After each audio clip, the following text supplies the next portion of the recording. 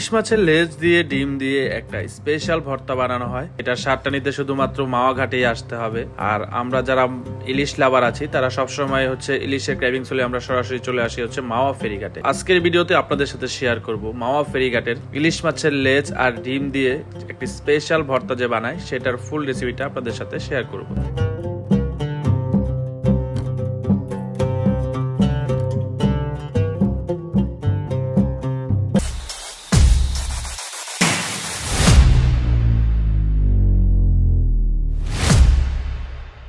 আসসালামু আলাইকুম গাইস, কি অবস্থা সবার? সবাই কেমন আছেন?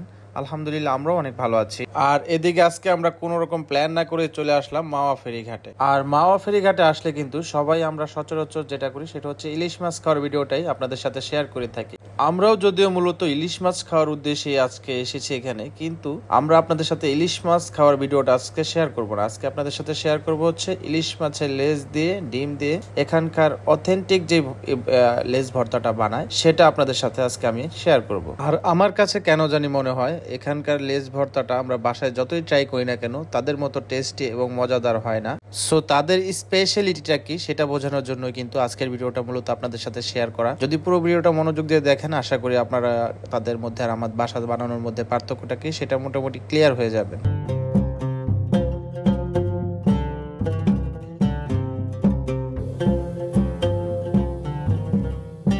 তো শুরুতেই বলে রাখি আমাদের এখানে কিন্তু দুইটা মাছের লেজ নেওয়া হয়েছে। আর আমাদের দুইটা মাছের ওজন ছিল প্রায় 3 কেজির কাছাকাছি, আর প্রাইস এসেছিল প্রায় 4500 টাকার মতো। তো আমরা যখন এসেছিলাম তখন মোটামুটি মানে মাছের সিজনই বলা যায়, কিন্তু তারপরেও তারা হচ্ছে প্রাইসটা একটু বেশি নিয়েছে, কারণ অনেক ভিড় ছিল। কারণ আমরা শুক্রবারে এসেছিলাম আর শুক্রবারে কিন্তু অনেক রাশ থাকে, যার কারণে হচ্ছে মাছের প্রাইসটা নর্মালি অন্য দিনের চাইতে একটু বেশি থাকে। আর আমাদের দুইটা মাছই কিন্তু ডিম হয়েছিল, আমরা দুইটা মাছের ডিম এখানে দিয়ে দিয়েছি, কারণ ভর্তার সাথে ডিমটা অ্যাড করলে মানে মাছের লেজের ভর্তার সাথে ডিমটা অ্যাড করলে ওইটার টেস্টটা কিন্তু আরো দ্বিগুণ বেড়ে যায়। অনেকে হয়তো ডিমটার সাথে দিতে পছন্দ করে না, কিন্তু আমাদের ফ্যামিলির সবাই হচ্ছে ডিমটা দিলে পছন্দ করে খেতে, বুঝবেন। আমারও খুবই পছন্দ এটা।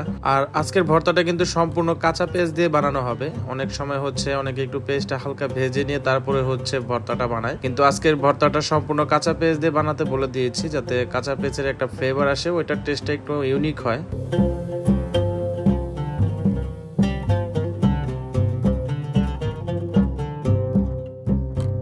আর আমার কেন জানি মাওয়া ঘাটের মাছের চাইতে বেশি ভালো লাগে মাওয়া ঘাটের এই লেজ ভর্তাটা। আমার সবচেয়ে বেশি ফেভারিট হচ্ছে এই লেজ ভর্তাটা। আমি মূলত মাছের চাইতে বেশি এই লেজ ভর্তাটা দিয়ে ভাত খেয়ে থাকি। বাই দ্য ওয়ে, আমার কিন্তু ইলিশ মাছের ডিমটা বেশি পছন্দ। মাছ মানে ইলিশ মাছের চাইতেও আমার ডিমের টেস্টটা বেশি ভালো লাগে। আমার মতো যারা যারা ইলিশ মাছের ডিম আর হচ্ছে এই লেজ ভর্তাটা বেশি পছন্দ করেন তারা কমেন্টে অবশ্যই জানিয়ে যাবেন।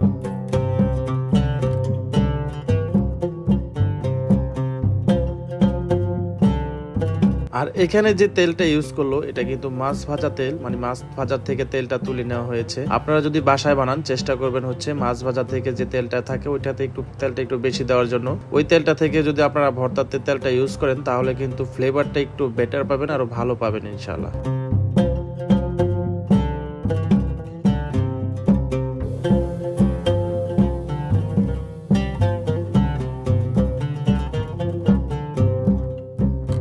তো দেখতে দেখতে আমাদের ভর্তা বানানো কমপ্লিট। এই যে আমাদের ভর্তাটার ফাইনাল লুক।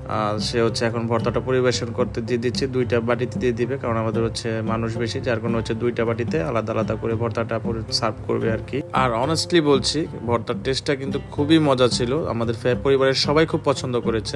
সো আজকের ভিডিও এই পর্যন্তই, দেখা হবে নতুন কোনো ভিডিওতে। সেই পর্যন্ত সবাই সুস্থ থাকবেন, ভালো থাকবেন, আর আমার চ্যানেলটাতে সাবস্ক্রাইব দিয়ে রাখবেন। আল্লাহ হাফেজ।